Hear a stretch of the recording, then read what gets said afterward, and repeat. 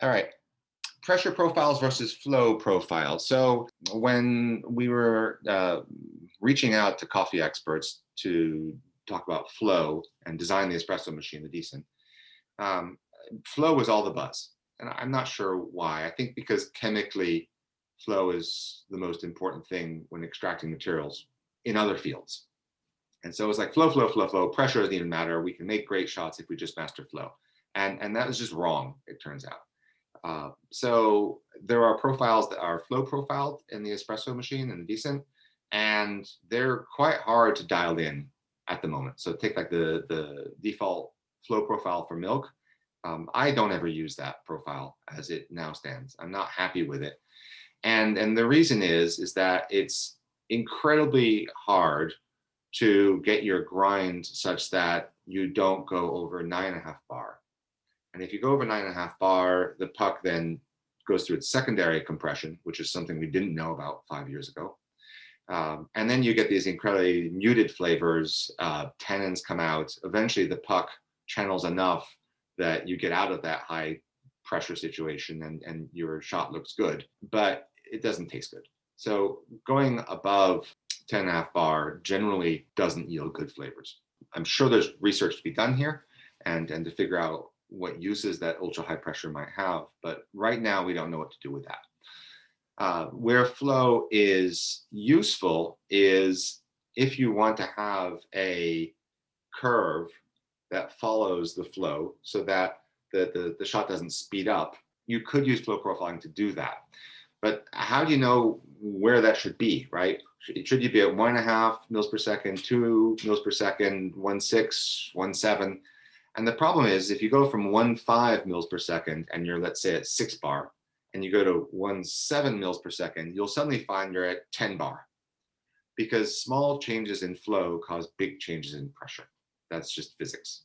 So that's quite hard. And but there is something really great about flow profiles, and that's that they automatically back off on the pressure as the puck starts to give up matter and fall apart. So that's the nice theory about flow profile or flow steps. But we've got this big problem, which is where do you situate your flow line so that you get the pressure in the nice area that you like? So that's been an unsolved problem until last week. And so Jonathan Gagne sent me a paper saying, I think I can solve this problem by this new kind of espresso, but you're going to have to add a programming language to the decent. I talked to Ray, and Ray said, well, I have a programming language for you. And we've been waiting to implement it until we had a coffee reason. I thought Jonathan Gagne's theory was bang on. But then the next day he came back and says, I can do a good amount of my theory right now with the programmability of the decent today. And that's what we're calling, well, not I'm calling, Jonathan calls adaptive profiles. And what adaptive profile is it's taking your flow line and it's moving it up or down, adapting to your grind and your dose to get you so that your peak pressure is where you want to be. So they are what I would call the most likely to succeed flow profiles. When I'm talking about flow profiles, by the way, I'm talking about the extraction stage, not pre-infusion. Okay, I'm talking about using defined flow during the extraction. So those are out there. In the next few days, right now you have to download it from either Basecamp or I guess his website. And in the next few days, I'm going to release a release D1 app, which is just the last few bug fixes, and then a new beta. And the new beta will have 2 profiles from Gagne that he's got version numbers on, and then everyone can try those adaptive flow profiles.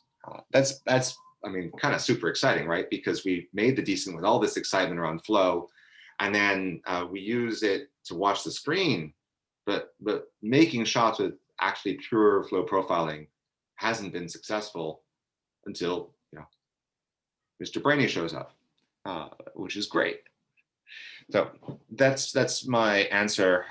For the time being, the profiles that all work best on the decent espresso machine are ones that use flow for pre-infusion because the puck is absorbing all the water. There is no pressure. So pre-infusion can only be discussed rationally in terms of flow. And then move to pressure, because a small change in pressure is an incredibly small change in flow. I mean, we see it in our charts. And since you're aiming, let's say, for 7 to 9 bar, it's really hard to nail the flow to get into that pressure range. So just the dial for getting your espresso perfect is so much finer if you're working with a pressure profiled step than with flow. Does that help? John, I think I've got a slightly different question on it, which is, so let's say that you have your shot, you've pre-infused, you filled up the puck, and then it's ramped up and it's pressurized up to 9 bar, and you're getting whatever your flow rate is. So from that point, then let's say you get about 10 milliliters of extraction, and at this point the puck is going to change, and something is going to change about the pressure or the flow in your espresso. So here we could keep it up as a pressure profile, and the puck resistance will drop, and we'll start to get a faster flow rate. And so maybe let's say we get to that point where we've gotten that 10 mils out and we're 20 seconds in. And then you have a pressure profile. That pressure profile might finish off the shot in, call it 30 seconds or something, because it's going to gush out. The remainder of the shot's going to gush out pretty quickly. So alternatively, we could, at that point, 20 seconds in, go to a flow profile, which will lock us in at the flow rate that we've got there. The flow rate won't accelerate, so the pressure will drop, and then we'll get our shot finished in maybe 40 seconds or something like that. So we've got two quite different shots that we could get. One that's going to be higher in pressure but faster in flow rate, and one that's going to be lower in pressure and slower in flow rate. So the pressure profiled shot will come out faster. The flow rate profiled shot will come out slower. Do we actually know, can we describe how they will taste different? Okay, I'm going to back up a little bit. So I'm going to draw on my finger a typical shot, okay? And typically it's going to pre-infuse, this is pressure, and it'll ramp up, and then you've got pressure, and you've got somewhere between 5 and 10 seconds where I call this the puck reorganization phase, because liquid's coming out, but pressure is not unchanging. So the theory behind coffee is if material's coming out, pressure should decrease because puck resistance should be decreasing. So the only way that you can have a flat top of that volcano is if the puck is reorganizing. And then at some point, it stops reorganizing, and this is with steady flow, and then pressure starts coming down. That's what a shot looks like. I'm going to not answer Luca's question just for a second, because this is what Gagne is explicitly working on. So I've got the pressure going up here, and I've got my flow here. Okay. Now, if I've got constant flow, what's going to happen is this is going to go up like this, we're going to go like that, and then we're going to go down. Okay. And what now I'm going to speak to Luca's point, which is if we set this flow here, this flow rate, to some point in this espresso, then the machine will automatically change pressure for us so that the flow does what we want. Okay.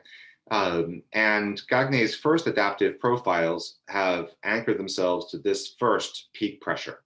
So what is the flow at that peak pressure? But that peak pressure tends to correspond to a lower than desirable flow, generally. So Gagne's second version is, I think he's trying to look at the flow at the end of that puck reorganization phase when pressure starts to go down. And he's basically picking different points to see what ends up tasting better. Whereas that first, actually Gagne went further, and he said that he thinks the puck still has dry spots during what I'm calling the puck reorganization phase. So he doesn't want to use the flow rate while the puck is effectively still pre-infusing as the anchor. He wants to use a flow rate when the puck is actually fully saturated. which sounds right if he's right. So the best tasting espressos seem to be with, let's say, medium to medium light beans. I'm talking about tradition. Okay, so we take our pressure here and we got a flow. They seem to be with a flow that does increase. With a flow that does this, this end part ends up tasting quite bad. But totally flat flow is more the exception than the rule in terms of tasting best. Some sort of flow increase over a shot seems to taste best. Now you'll notice that isn't what I've programmed with the existing flow profiles, because that was not my thinking 5 years ago. But now I've come to the feeling that going, let's say, from 1 mil per second to 2 mils per second over a shot tastes a lot better than 1 mil constant. Now, it might be that as the bean gives up more material, its solubility goes down, and so we actually need greater flow toward the end of the shot to continue getting the same extraction rate, right? That might be what's going on. It's a good theory. Or it might be that the increase in flow is giving us more acidity, and that if you keep it completely flat, the decrease in acidity makes it flat tasting. Now, it is absolutely the case. I have never seen an espresso that had a decreasing flow rate that was interesting tasting. It's been very tamed acidity, but it's been super boring. So flat to slightly increasing flow rates tend to taste the best in my experience. So what Gagne is trying to do is essentially, he's calling it an adaptive flow profile, but it's really like the best of both worlds, which is you use flow for pre-infusion when there is no pressure. Then you switch to a pressure profile to figure out what flow rate gives us a 9 bar to 8 to 9 bar pressure. And then once we are finished fully saturating that, then we would normally, with a lever machine or by manually changing the end pressure on the decent, we would be trying to get a flow curve that does what we want. And in fact, that's exactly what I do. That's why the default profile goes from 9 bar to 6 bar, is because that generally gives us a flow curve that looks like this, okay, with a medium bean. But if you throw a lighter bean in there or a bean that falls apart faster, it does this. And this is flow. And the way to compensate is you take your pressure and you do that with it, right? You make your pressure decrease faster so that now your flow kind of backs off a bit. So we've been doing that as part of the dialing in process. I mean everyone with a decent machine has been looking at the end flow rate and decreasing the end pressure in order to make that be what we want. What Gagne is proposing is pick just a few numbers, right? Pick your peak pressure that you want, start flow, end flow, and it will sort it out for you, right? It'll start flow and end flow ratio. So it's going to go from 1 to 2 or 1.5 to 2.5 or 0.5 to 1.5, but it's gonna have that line.